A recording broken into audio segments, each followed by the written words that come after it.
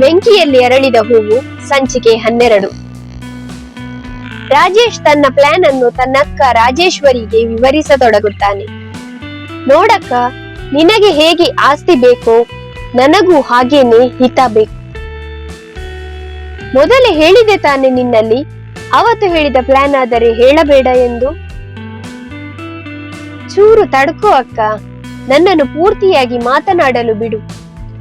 ನೋಡು, ನೇರವಾಗಿ ಹೇಳುತ್ತಿದ್ದೇನೆ, ನನಗೆ ಆ ಹಿತಾಳ ಜೊತೆ ಮದುವೆ ಮಾಡಿಸು. ಆಮೇಲೆ ನೀನು ಆಸ್ತಿನಾದ್ರೂ ತಗೋ, ಏನಾದ್ರೂ ಮಾಡ್ಕೋ, ನನಗದು ಬೇಕಾಗಿಲ್ಲ. ನನಗೆ ಹಿತ ಬೇಕು ಅಷ್ಟೇ. ಅದು ಹೇಗೋ ಆಗುತ್ತೆ? ಮೊದಲೇ ಅವಳಿಗೆ ನಿನ್ನನ್ನು ಕಂಡರೆ ಆಗುವುದಿಲ್ಲ. ಇನ್ನಿವಾಗ ಬೇರೆ ಚೆನ್ನಾಗಿ ಓದಿಕೊಂಡಿದ್ದಾಳೆ. ಇಂತಹ ಪರಿಸ್ಥಿತಿಯಲ್ಲಿ ಅವಳು ನಮ್ಮ ಮಾತು ಕೇಳುತ್ತಾಳೇನೋ? ಅದು ನನಗೆ ಗೊತ್ತಿಲ್ಲ ಅಕ್ಕ. ನಾನು ಹೇಳಿದ್ದು ನಿನ್ನ ಕೈಯಿಂದ ಮಾಡಲು ಆಗೋದಿಲ್ಲ ಎಂದಾದರೆ ನೀನು ಅಂದುಕೊಂಡಿದ್ದನ್ನು ಮಾಡೋಕೆ ನಾನು ಬಿಡೋದಿಲ್ಲ. ಈವಾಗ್ಲೇ ಚೇರ್ಮನ್ ಅವರ ಬಳಿ ಹೋಗಿ ವಿಷಯ ಹೀಗೀಗೆ ಇದೆ ಎಂದು ಸವಿಸ್ತಾರವಾಗಿ ತಿಳಿಸಿ ಬರುತ್ತೇನೆ ಅಷ್ಟೇ. ಚೂರು ತಡ್ಕೊಳ್ಳೋ. ಒಂದು ವೇಳೆ ನೀನು ಹೇಳಿದ ಹಾಗೆ ಅವಳನ್ನು ನಿನಗೆ ಮದುವೆ ಮಾಡಿಸಿದೆ ಅಂದುಕೊಳ್ಳೋಣ. ನೀನು ಆ ನಂತರ ಅವಳ ಬಳಿ ಆಸ್ತಿ ಪತ್ರಕ್ಕೆ ಸಹಿ ಹಾಕಿಸದಿದ್ದರೆ ಏನು ಮಾಡುವುದು ಎಂದು ಕೇಳಿದ್ದಳು ಅನುಮಾನದಿಂದಲೇ. ಅಂತಹ ಯೋಚನೆಯನ್ನೇ ಬಿಟ್ಟು ಬಿಡು ಅಕ್ಕ. ನೀನು ಅವಳನ್ನು ನನಗೆ ಜೊತೆ ಮಾಡಿಕೊಟ್ಟ ಮರುಕ್ಷಣವೇ ಅವಳನ್ನು ಕರೆದುಕೊಂಡು ನಾನು ಇಲ್ಲಿಂದ ಹೋಗುತ್ತೇನೆ. ಹೇಗೂ ಬೇಕಾದಷ್ಟು ಓದಿಕೊಂಡಿದ್ದಾಳೆ. ಕೈ ತುಂಬಾ ಸಂಬಳ ಬರುವ ಕೆಲಸ ಸಿಗುವುದು ಗ್ಯಾರಂಟಿ. ಅವಳ ದುಡಿಮೆಯಲ್ಲಿಯೇ ಜೀವನ ಸಾಗಿಸಿಕೊಂಡು ಇರಬಹುದು. ಏನಂತೀಯ? ಈ ಬಾರಿ ಅವನ ಪ್ಲಾನ್ ವರ್ಕ್ ಆಗುವ ಹಾಗೆ ಇತ್ತು. ಯಾಕೆಂದರೆ ಅವನನ್ನು ಎದುರು ಹಾಕಿಕೊಂಡು ಏನೂ ಮಾಡುವಂತಿಲ್ಲ ಎನ್ನುವುದು ರಾಜೇಶ್ವರಿಗೆ ಚೆನ್ನಾಗಿ ಗೊತ್ತಿತ್ತು. ರೂಮಿನಲ್ಲಿ ಓದಿಕೊಂಡು ಕುಳಿತಿದ್ದ ಹಿತಾಳ ಬಳಿ ಬಂದ ಮಾನ್ವಿಗೆ ಟೇಬಲ್ ಮೇಲಿದ್ದ ಅವಳ ಕಾಲೇಜು ಐಡಿ ಕಾಣಿಸಿತ್ತು. ಅದನ್ನು ತೆಗೆದುಕೊಂಡು ಓದಿದವಳು, ಅರೆ ಹಿತಾ, ನಾಳೆ ನಿನ್ನ ಬರ್ತ್ಡೇನಾ? ನನ್ಗೆ ಹೇಳಲೇ ಇಲ್ಲ ನೀನು. ನಾಳೆ ನಾನು ಹುಟ್ಟಿದ ದಿನವಂತೆ. ಆದರೆ ನಾನು ಯಾವತ್ತೂ ಹುಟ್ಟಿದ ಹಬ್ಬವನ್ನು ಆಚರಿಸಿಯೇ ಇಲ್ಲ. ಹೌದಾ? ಯಾಕೆ? ಯಾಕೆ ಗೊತ್ತಾ?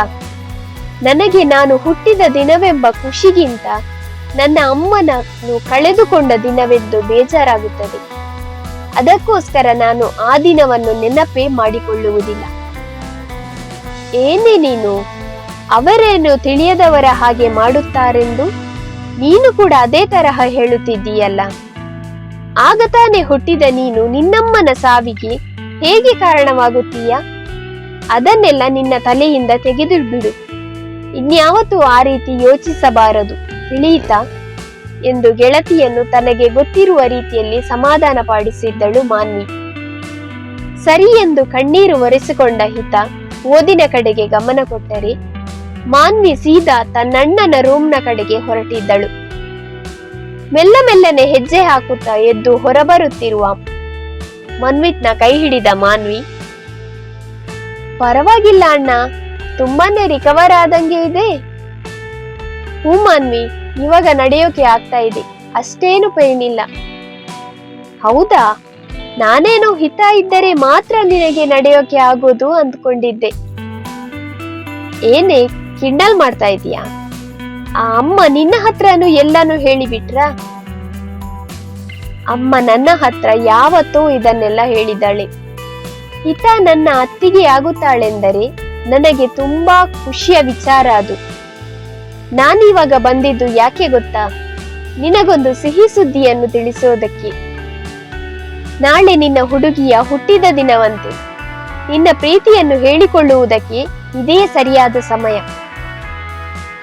ಥ್ಯಾಂಕ್ಸ್ ಕಣೆ, ತುಂಬಾ ಒಳ್ಳೆಯ ಕೆಲಸ ಮಾಡಿದ್ದೀಯ. ಏನ್ ಗೊತ್ತಾ, ನಿನ್ನಿಂದ ಇನ್ನೊಂದು ಹೆಲ್ಪ್ ಆಗ್ಬೇಕಿತ್ತಲ್ಲ. ಏನು ಅದು? ನಾಳೆ ಅವಳ ಬರ್ತ್ಡೇ ನೆಪದಲ್ಲಿ ಅವಳನ್ನು ಹೊರಗಡೆ ಕರೆದುಕೊಂಡು ಹೋಗು. ಸಂಜೆಯವರೆಗೆ ಮನೆ ಕಡೆಗೆ ಕರೆದುಕೊಂಡು ಬರಬೇಡ. ಆಮೇಲಿದ್ದನ್ನೆಲ್ಲ ನಾನು ನೋಡಿಕೊಳ್ಳುತ್ತೇನೆ, ತಿಳಿಯಿತಾ? ಅಷ್ಟೇ ತಾನೆ? ಡನ್ ಎಂದಿದ್ದಳು ಮಾನ್ವಿ. ಮಧ್ಯರಾತ್ರಿ 12 ಆಗುತ್ತಲೇ ಗೆಳತಿಯ ಹುಟ್ಟುಹಬ್ಬಕ್ಕೆ ಶುಭ ಕೋರಿದ್ದಳು ಮಾನ್ವಿ. ಇನ್ನೇನು ಅವರಿಬ್ಬರು ಮಲಗಬೇಕು ಎನ್ನುವಷ್ಟರಲ್ಲಿ ಒಳಬಂದ ಶಾಲಿನಿ, ಶೇಖರ್ ಅವಳ ಹುಟ್ಟುಹಬ್ಬಕ್ಕೆ ಶುಭ ಕೋರಿದ್ದರು. ಮೊದಲ ಬಾರಿಗೆ ಅವಳ ಜೀವನದಲ್ಲಿ ಹುಟ್ಟುಹಬ್ಬದ ಶುಭಾಶಯಗಳನ್ನು ಕೇಳುತ್ತಿದ್ದಾಳೆ ಅವಳು. ಅವಳಿಗೆ ತುಂಬಾನೇ ಸಂತೋಷವಾಗಿತ್ತು. ಆದರೂ ಏನೋ ಒಂಥರ ಚಡಪಡಿಕೆ. ಎಲ್ಲರೂ ವಿಶ್ ಮಾಡಿದರೂ ಅವನದೇನು ಸುದ್ದಿಯೇ ಇಲ್ಲವೆಂದು ಆಲೋಚಿಸಿದವಳು ನಾಳೆ ವಿಶ್ ಮಾಡಬಹುದು ಎಂದುಕೊಂಡು ಮಲಗಿದ್ದಳು. ಹುಡುಗಿಗೆ ಮೆಲ್ಲ ಮೆಲ್ಲನೆ ನಮ್ಮ ಹುಡುಗನ ಮೇಲೆ ಏನೋ ನವಿರಾದ ಭಾವನೆ ಮೂಡಿದಂತಿದೆ. ಮುಂಜಾನೆ ಎಂದಿನಂತೆಯೇ ಎದ್ದು ಅಡುಗೆ ಕೋಣೆಯತ್ತ ಬಂದವಳನ್ನು ಶಾಲಿನಿ ಹಿಂದೆಯೇ ವಾಪಸ್ಸು ಕಳಿಸಿದ್ದರು. ಇವತ್ತು ನಿನ್ನ ಹುಟ್ಟಿದ ಹಬ್ಬ, ನೀನೇನು ಕೆಲಸ ಮಾಡುವುದು ಬೇಕಾಗಿಲ್ಲ, ಆರಾಮವಾಗಿ ಕುಳಿತಿರು ಎಂದು ಅವಳು ಕುಳಿತಲ್ಲಿಗೆ ಕಾಫಿ ತಂದು ಕೊಟ್ಟಿದ್ದರು ಶಾಲಿನಿ. ಮನ್ವಿತ್ನ ಮಾತನಾಡಿಸುವ ನೆಪದಿಂದ ರೆಡಿಯಾದ ಕಾಫಿಯನ್ನು ಹಿಡಿದುಕೊಂಡು ಅವನ ರೂಮಿನತ್ತ ಹೋಗಿದ್ದಳು ಹಿತಾ.